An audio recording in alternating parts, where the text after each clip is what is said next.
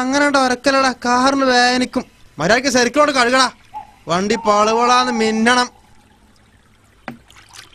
വലിയ താമസമില്ലാതെ തന്നെ ഞാൻ മിന്നിക്കും. ഞാൻ ആ പഴയ ഒടങ്കൊല്ലിക്കാർ വിറ്റപ്പം തന്നെ ഒരൈശ്വര്യായി. എന്താ ഒരു പവർ. പഴയ കാറിന് പൈസ ഒരുപാട് പോയി. പൈസ പോയാലെന്താ, പവർ വന്നില്ലേ?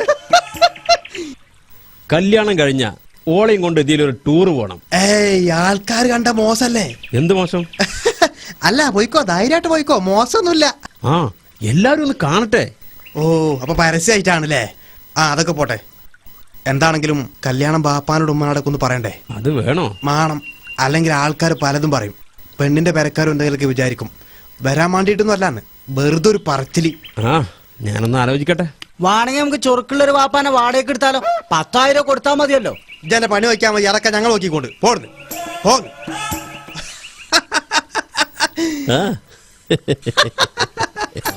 അന്റെ ഇക്കാക്കാന്റെ കല്യാണം ഉറച്ചെന്ന് കേട്ടല്ലോ, വിളിച്ചോ? ഇല്ല. ഇതേ മാർക്കില് ഇക്കാക്കന്മാരെ വേറെ കിട്ടോ ഈ നാട്ടില്? ചിരിക്കണ്ട, ഞങ്ങളുടെ വിധിയാണെന്ന് കരുതിയാ മതി. ഈ വിഷമിക്കാൻ വേണ്ടി പറഞ്ഞല്ല. പണ്ട് ഞങ്ങളെ എത്തിങ്ങാനും പഠിപ്പിച്ചൊരു മാഷുണ്ടായിരുന്നു. മൂപ്പര് എപ്പോഴും പറയും, മക്കളെ കണ്ടും മാമ്പൂ കണ്ടും കൊതിക്കരുതെന്ന്. എന്റെ ബാപ്പ ഒരു പാവ, എപ്പോഴും പറയും ഒന്ന് ചത്ത് കിട്ടിയാ മതിയെന്ന്. അയ്യേ, കരയല്ലേ, ആരെങ്കിലും കാണൂലേ?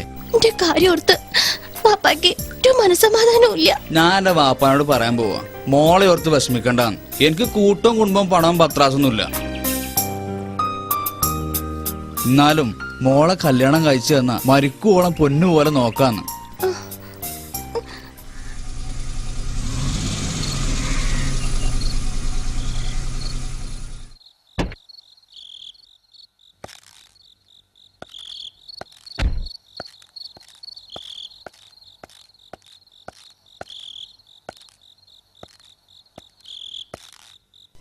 ആരുല്ലേ അവിടെ?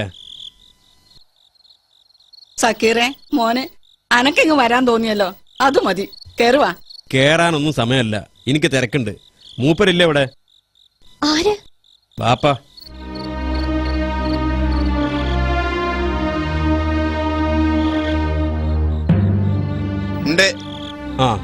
ഞാൻ വന്നതിന്റെ കല്യാണം പറയാനാ. അടുത്ത ഞായറാഴ്ച എന്റെ കല്യാണം. പരിപാടികളൊക്കെ ഓഡിറ്റോറിയത്തിൽ വെച്ചാ. വലിയ വലിയ ആളുകളൊക്കെ വരും. മാന്യായിട്ട് വരാൻ പറ്റുമെങ്കിൽ മാത്രം വന്നാ മതി.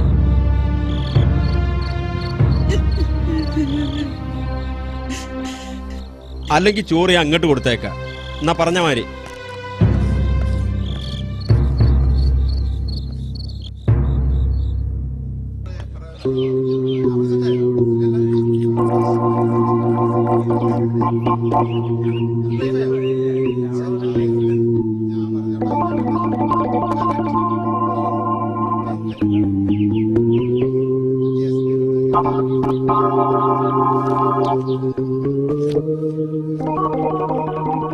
ഇന്ന് 100 കളി. 100-100-100-നാണെങ്കിലും 500-നാണെങ്കിലും ഞമ്മള് റെഡിയാ. സെക്യൂർ വന്നോണ്ട് നിങ്ങള് രക്ഷപ്പെട്ടൂല്ലേ? ഇനിയും കൂടി കൂട്ടറാ കൂട്ടത്തില്. തൽക്കാലം ചെല്ലോടത്ത് കൂടിയാ മതി. അതാണ് അതിന്റെ മാന്യത. ഇജ്ജ് വലിയ മാന്യത പറയാതെ പൈസ ഇറക്ക്. ഇവനെ നമ്പരുത്. കള്ളനാണോ? കള്ളൻ. കള്ളൻ എന്റെ എളാപ്പ. നോക്കി, എളാപ്പൊക്കെ പറഞ്ഞാണ്ടല്ലോ എന്റെ സ്വഭാവം മാറും. എന്നാ എന്റെ ബാപ്പ. അങ്ങനെ മര്യാദക്ക് പറയും. ഷാജിയെ, നിന്നെ കണ്ട പോലീസല്ല ഐജി ആയിരിക്കും ഇവിടെ വരിക. ബാങ്ക് കയറി പോടാ അവിടുന്ന്.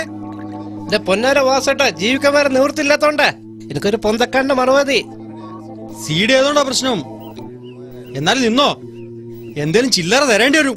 അതിനെന്താ, അതൊക്കെ തരാം. നോട്ട്ബുക്കിന്റെ സീഡില്ലോ ഇന്ന് വരും. ആരും പോലീസിനെ അറിയിക്കരുത്, എന്റെ കഞ്ഞൂടി മുട്ടിക്കരുത്. അതൊന്നുമില്ല, നിങ്ങൾ ബാങ്ക് കൊണ്ടാ, ഞങ്ങൾ പോട്ടെ. പേടിക്കണ്ട, 2 മണി വരെ ഞാനിവിടെ ഉണ്ടാവും. അത് കഴിഞ്ഞ് ഞാൻ മുരുക്കുന്നില്ല പാറമടല്ലേ, അവിടെ വന്നാലും മതി. പുതിയതേതല്ലേ? എന്നാ ഇത് കൊണ്ടോയിക്കോ, ഇത് നല്ലതാ. ഇതേതാ? ഈ സിനിമയ്ക്ക് പേരിട്ടിട്ടില്ല, ഷൂട്ടിംഗ് പകുതി ആയിട്ടുള്ളൂ. അല്ലെങ്കിൽ എന്താ അജിന്റെ മൂക്കിൽ വലിക്കോ? ചെലപ്പം. നിങ്ങളൊന്ന് പോകണ്ട ഇവിടുന്ന്. നിങ്ങൾ എപ്പ വന്നാലും അടിയാ. കുഞ്ഞാപ്പുട്ടിയെ, ഒന്നും ഇങ്ങോട്ട് വന്ന.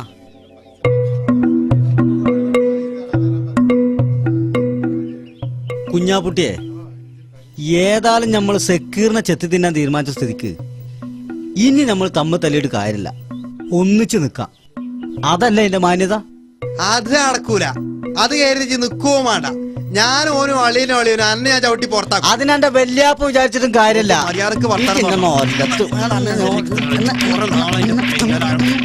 ഒരിടത്ത് എന്നെന്നാ ശരിയാക്കി തരും കേട്ടോ. ഇവന്മാരുടെ ഓരോ കാര്യം എന്താണോ താന്മാരൊന്നും നന്നാവാത്ത. പോലീസുകാരുടെ ഒരു മണം വരുന്നുണ്ടല്ലോ. യ്യോ. പോലീസ് ഓടിക്കോ. പോലീസോ എവിടെ? അടച്ചോനെ, വിട്ടോ വിട്ടോ. അതാ, അതാ, പിടിച്ച് വരും. വണ്ടിക്കോ വണ്ടിക്കോ. പോലീസുകാരൊക്കെ ഓട്ടം കഴിഞ്ഞിങ്ങോട്ട് വാ. നല്ല സ്വയംഭ സാധനം ഞാൻ എടുത്തുണ്ട്. ഓനാണ് കള്ളം. പിടിച്ചോനെ പിടിച്ചോ, ചവിട്ടിക്കോട്ടെ. ഞാൻ വിടാം, ഞാൻ വിടാം.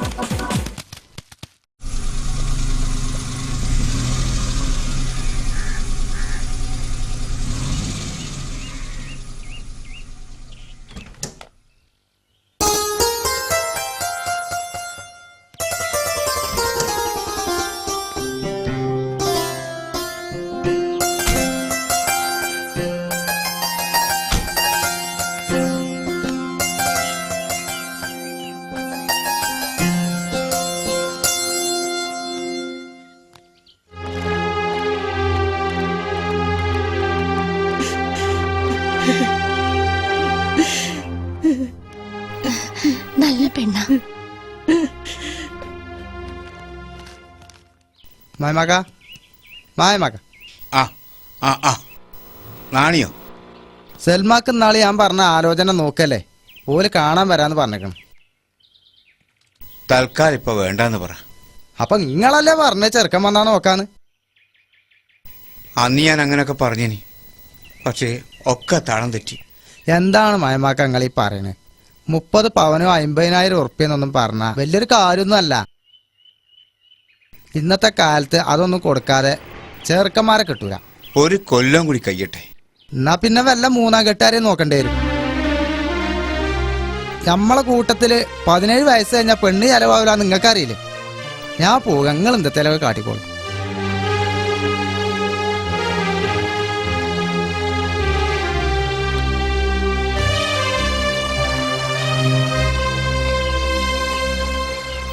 എന്താ മുടി വെട്ടണോ? വേണ്ട. പിന്നെന്താ? എന്റെ പേര് നവാസ്. ഞാൻ ഒരു കല്യാണക്കാരൻ പറയാൻ വേണ്ടി വന്നതാ. ആരത്? സൽമാന്റെ. എനിക്കോളെ ഇഷ്ടാ. ഞാൻ അവളെ കല്യാണം കഴിച്ചോളാം. പൊന്നും പണം നിനക്ക് വേണ്ട, ചോദിക്കാൻ എനിക്ക് ആരുമില്ല. ഞാനൊരു എത്തീമാ. ഇവിടെ അടുത്തൊരു ബേക്കറിയിലാ പണി. എല്ലാം തുറന്നു പറയുന്ന സ്വഭാവം. അതുകൊണ്ട് ഞാൻ ഇങ്ങനെയൊക്കെ പറഞ്ഞത്. ബാപ്പ ആലോചിച്ചൊരു തീരുമാനം എടുക്കും. ഞാൻ പോവുക.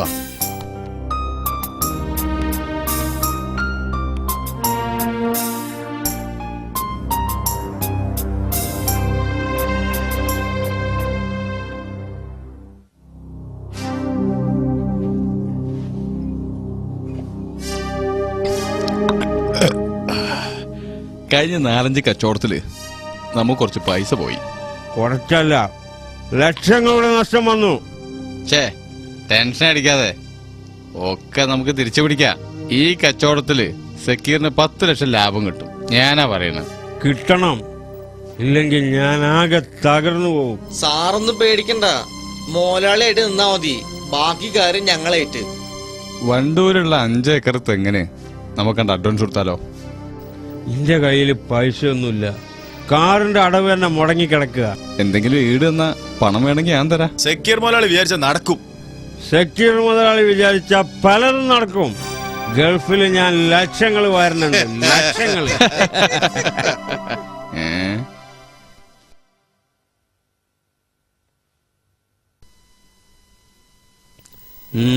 എന്താ കാര്യം?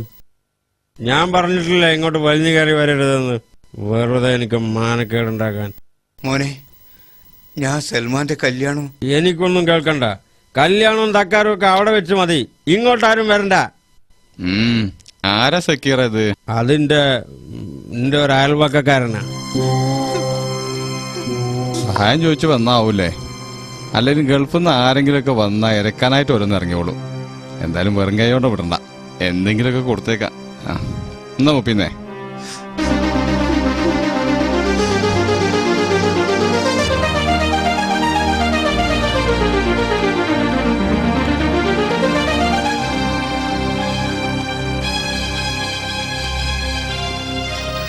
വാപ്പ മോളെ കരയണ്ട വാപ്പ, ഒക്കെ ശരിയാവും. എന്റെ മോനെന്താ ഇങ്ങനൊക്കെ ആയിപ്പോയി പൊളിച്ചോനെ. വാപ്പ എങ്ങനെയാ മോളെ ഇവിടെ താമസിക്കുന്നത്? ഇതിൽ നല്ല എനിക്കെന്റെ വീട്ടിക്ക് പോവുകയല്ലേ? ഒന്നും സാരില്ല വാപ്പ, ഞാനൊക്കെ സഹിച്ചോളാം. എന്നെങ്കിലും സക്കീർ ഖാന്റെ സ്വഭാവം മാറും. കരയണ്ട മോള് കരയണ്ട. പടച്ചോണ്ട് എനക്ക് തുണക്കി. ഞാൻ സൽമാന്റെ കല്യാണം പറയാൻ വന്നതാ. ഒന്നും പണം ഒന്നും വേണ്ട. ഓന് സമയമുണ്ട്, ഒന്നോട്ട് വരാൻ പറയും. അത്രയുള്ളൂ പാപ്പാന്റെ ആഗ്രഹം.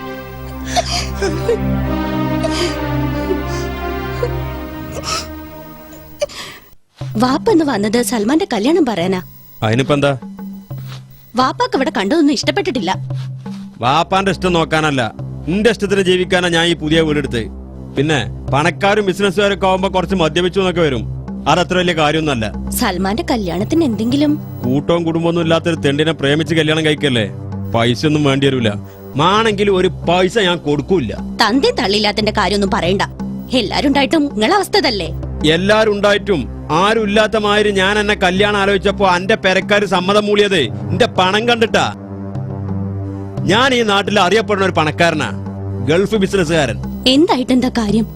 സ്വന്തം പെങ്ങടെ കല്യാണത്തിന് വാപ്പ കണ്ടോന്റെ മുന്നിൽ ഇറക്കണം. ആയിക്കോട്ടെ, എനിക്കതിലും ആനക്കേടൊന്നുമില്ല. എനിക്കതിലും വലിയ പ്രശ്നങ്ങളുണ്ട്. ഇപ്പൊ വാങ്ങിയ റബ്ബറിന്റെ പകുതി പണേ കൊടുത്തിട്ടുള്ളൂ. ബാക്കി പണം ഒരു മാസത്തിനുള്ളിൽ കൊടുത്തില്ലെങ്കിൽ കൊടുത്ത പൈസ പോവും. അല്ലേ പിന്നെ മറച്ചു വെക്കണം. ഞാൻ കുടുങ്ങിയെന്നറിഞ്ഞാൽ കച്ചവടം പിന്നെ നഷ്ടത്തിലേ നടക്കുള്ളൂ. പുതിയ കാറിന് വിജയേട്ടന്റെ അടുത്തുനിന്ന് 4 ലക്ഷം ഉറുപ്പ്യ CC വിട്ടിക്കണേ. അത് കറക്റ്റ് കൊടുത്തിട്ടില്ലെങ്കിൽ വണ്ടി പോലും കൊണ്ടുപോകും. എന്നാലും സൽമാന്റെ കല്യാണത്തിന് എന്തേലും കൊടുക്കണ്ടേ? ഇതിന്റെ ഒക്കെ ഇടയിൽ കൂടെ ഈ കല്യാണം തക്കാരെന്ന് പറഞ്ഞ് വെറുതെ ദേഷ്യം പിടിപ്പിക്കാൻ നിൽക്കണ്ട.